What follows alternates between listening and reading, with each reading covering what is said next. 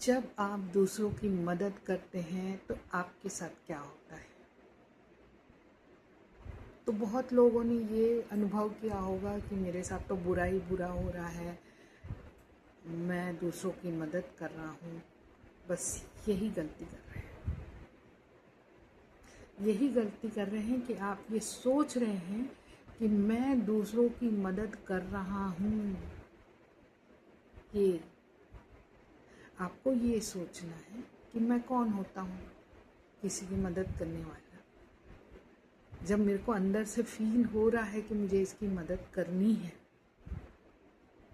तो वो फीलिंग कहाँ से आ रही है? कौन आपको बोल रहा है करने को? वहीं आपकी जगह दूसरा व्यक्ति, उसके अंदर फीलिंग आ रही है हमको क्या करना है, हमको नहीं लेना देना कुछ। तो उसको कौन बोल रहा है कि मत करो और आपको कौन बोल रहा है कि करो?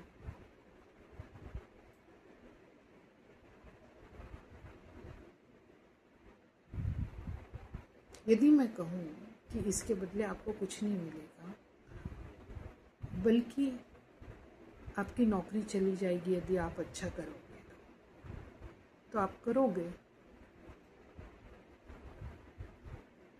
नहीं करोगे। आज जो हम अच्छाई कर रहे हैं वो इसीलिए कर रहे हैं कि हमारे साथ सब कुछ अच्छा हो। एक डिज़ायर है हमारे अंदर कि अच्छा हो, इसीलिए अच्छा कर रहे हैं।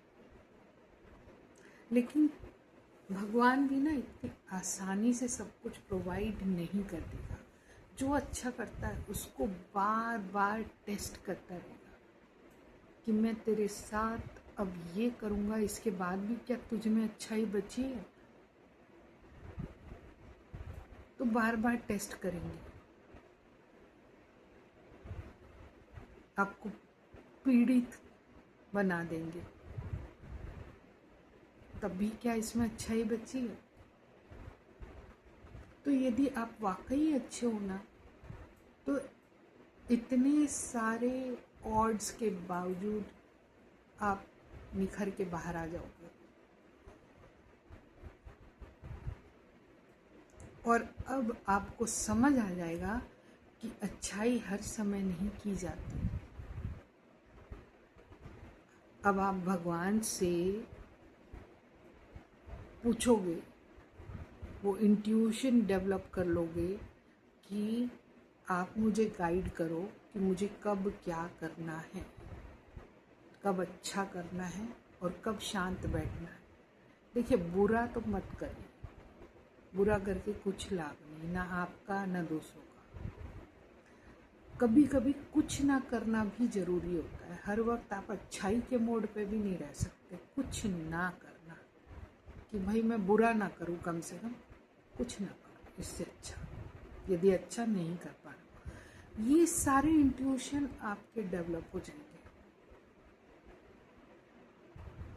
जब आप वाकई एक अच्छे इंसान हो।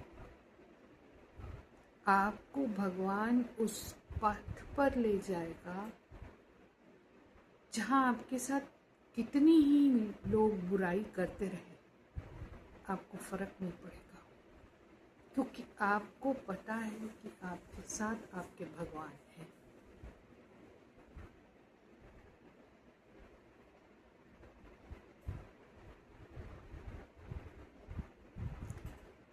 तो कुछ लोग, कुछ भी चल रहा है देश में, उन पे टिप्पणी नहीं करते, क्योंकि वो बेकार के झंझट झमेलों में नहीं फंसना चाहते।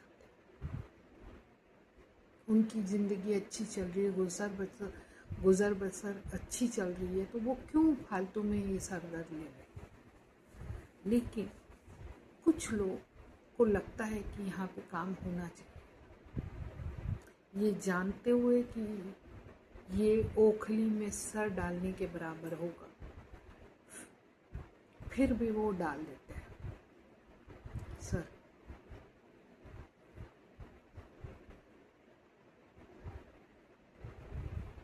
कहाँ से आती है ये उनको ये हिम्मत? सरहद पे इतने सैनिक खड़े, कहाँ से आती होगी इनको हिम्मत। हम तो घर में बैठे आराम से मज़े कर रहे हैं। इतने दिनों तक अपने परिवार से दूर रहना और किसी दिन अपनी जान को भी दांव पे लगा देना, कहाँ से आती होगी इनमें इतनी हिम्मत।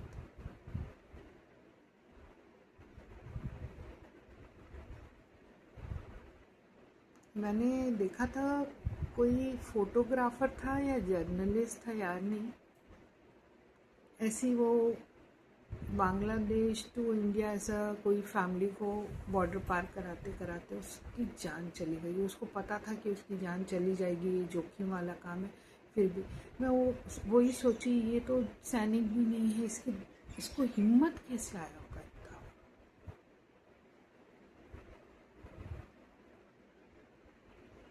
ऐसे कई लोग ऐसे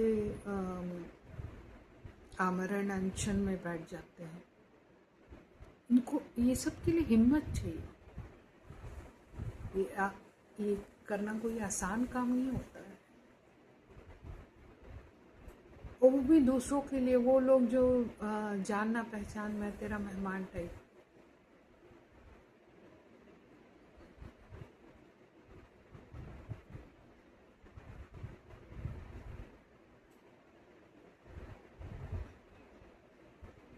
स्कूली शिक्षा पे कोई बोलना चाहता है तो वो कोई इक्का दुक्का हिम्मत करके बोल देता है, बाकी सब तो डरे ही सहमे बैठे रहते हैं।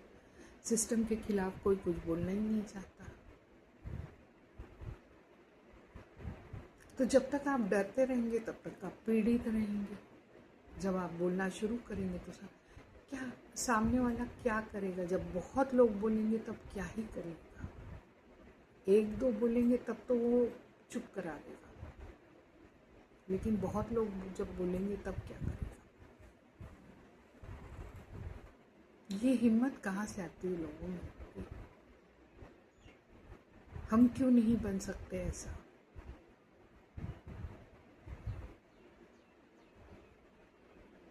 जिंदगी भर डरे सहमे। ऐसे परिवार में भी कई मुद्दे होते हैं, चुपचाप रहती हैं बहुएं, चुपचाप सहती, कौन पड़े फसलों में, इन झंझटों में और बोले तो चुपचाप। जो उनको रूल सिखा दिया जाता है कि भाई हमारे घर में ऐसा नहीं होता, आपको तो झुक के चलना पड़ेगा, आपको तो ये करना पड़ेगा वो। तो ऐसे में कोई बहू अपना बोल देती है तो बहुत हिम्मत की बात होती है कि हम ये रूल फॉलो नहीं करेंगे।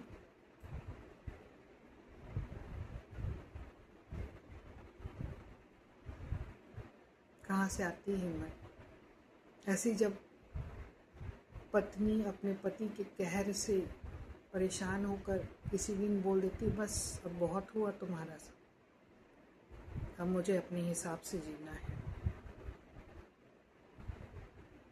हर कोई नहीं बोल पाता, लेकिन कुछ अपनी शर्तों पे ज़िंदगी जीती है। तो कहाँ से आता है इनको हिम्मत। बाकी क्यों ऐसी डरी पड़ी हैं, दब्बू बन के बैठी हुई हैं। वो लोग क्यों नहीं सीख लेती, जब ये अकेले लड़ सकती तो हम भी अकेले लड़ सकते हैं।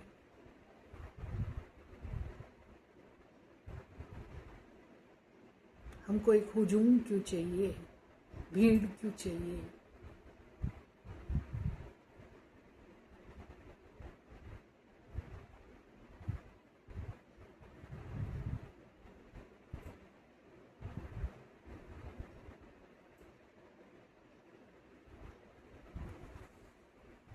कहीं पे नाइंसाफ़ी, कुछ लोग मोमबत्ती जला के या छोटे मोटे आंदोलन करके,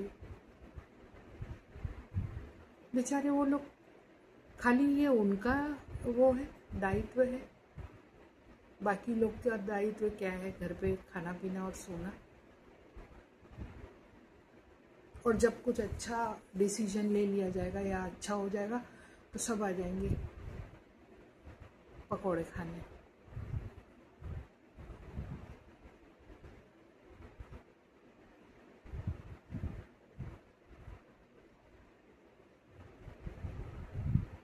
तो एक दो जगह नहीं, हर जगह आप देखेंगे कोई एक दो ही की आवाज़ निकलती है। बाकी सब उस सिस्टम को एक्सेप्ट करके सो रहे होते हैं।